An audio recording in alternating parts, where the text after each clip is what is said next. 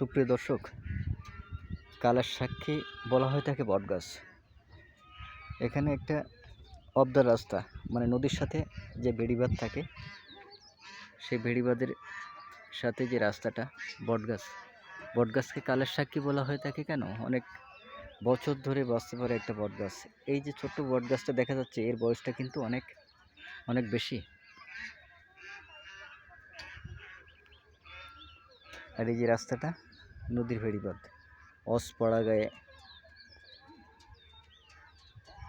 যারা অত্যন্ত নিম্নমানের গরিব লোক, তারা সাধারণত এরকম জায়গায় বসবাস করে থাকে। এখানকার লোকজনগুলো সব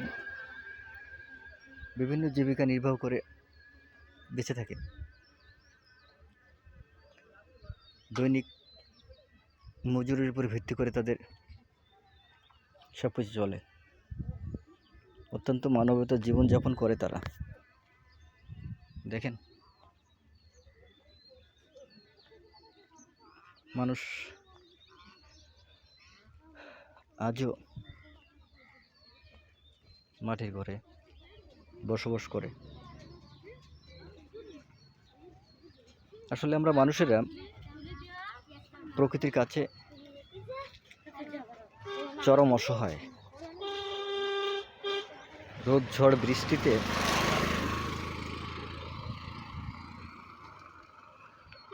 সবকিছু প্রকৃতির উপরে নির্ভর করতে হয় আমাদের। মানুষ যে এতটা অসহায়, তারপরেও সৃষ্টির সেরা জীব আবার মানুষ।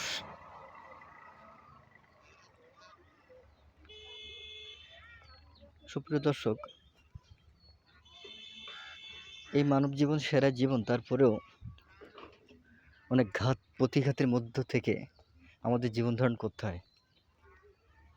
এখানকার প্রতিটা মানুষ তাদের নৈমিত্তিক